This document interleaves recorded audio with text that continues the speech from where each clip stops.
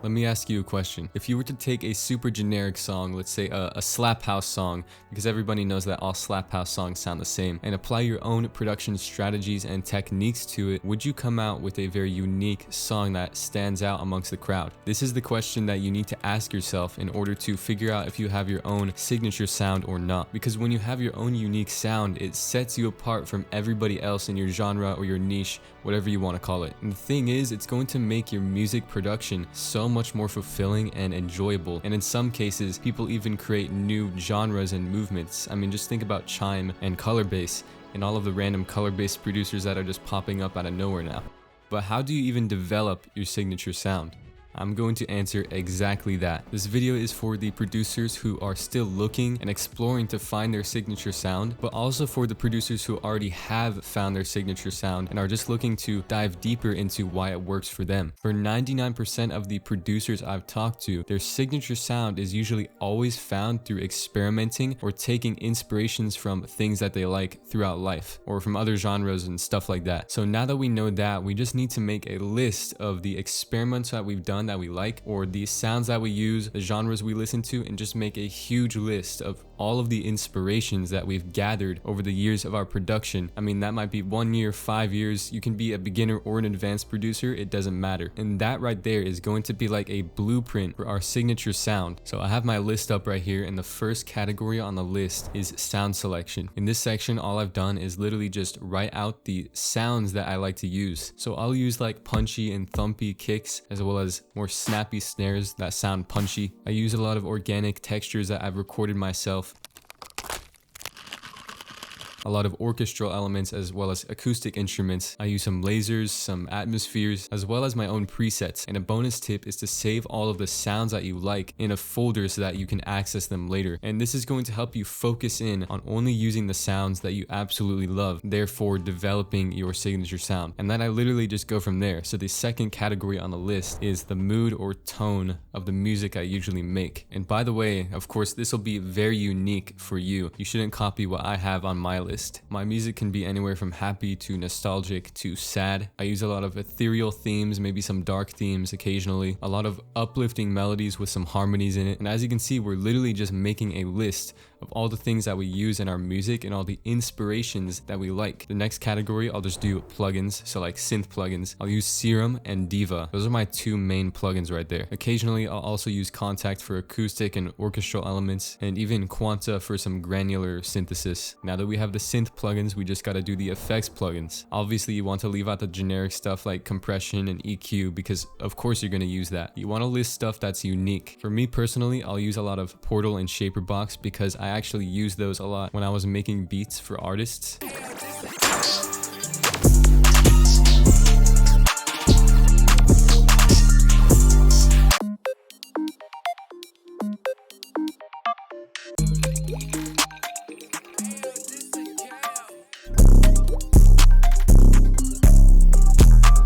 And that's another thing. Maybe you have other genres that you make. You can carry the sounds or effects racks that you use for those genres over into the other ones that you make. I use a lot of transgates, frequency shifter, disperser, a lot of crystallizer, as well as Valhalla shimmer for atmospheres. Now we already have a pretty decent list of all the creative and more technical aspects of our music that we typically use, right? Now we're just going to make another category for anything else that we might use that don't necessarily fit into these categories. So for me, I have listed a few random things. I have the Mario Galaxy sine lead.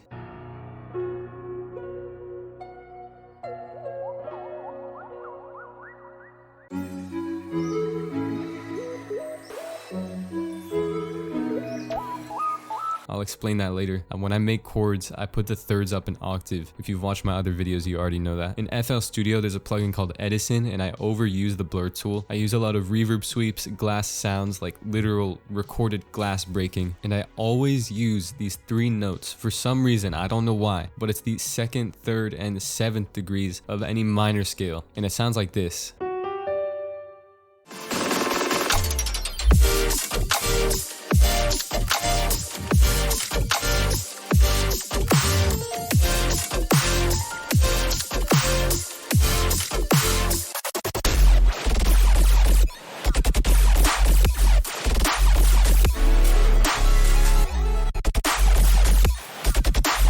I use those in every single song, like subconsciously. Now that you have the list of all the technical stuff that you do in your productions, now you're going to list off inspirations that have influenced you throughout your life up until this point. So give me 1 sec. Okay, so for me, it is literally these 3 games right here. There's Mario Galaxy, there's also Mario Galaxy 2, and then Sonic Colors. And I would just play these games over and over at the age of like 5. And the thing that really influenced me, the thing that really stuck with me, was the music. It's honestly crazy because I didn't even realize it till maybe 1 or 2 years ago how much this actually influenced me, especially if it's in your early childhood. It's going to have a lot of impact on you. And I'm just going to take a guess that a lot of the stuff that you like in terms of music nowadays was influenced by your childhood, your early years. Those games are literally where I got the Mario Galaxy sign lead, of course, as well as those 3 notes I used throughout my music, and just the overall vibe of what I like to make nowadays. So just list off all these random things that have inspired you. And it doesn't even need to be stuff from your childhood. It doesn't need to be video games. It can be anything. It can be nature. That's one other thing that inspires me. It can be random art pieces that you see. Anything that you think has contributed to your music somehow. Now that you have this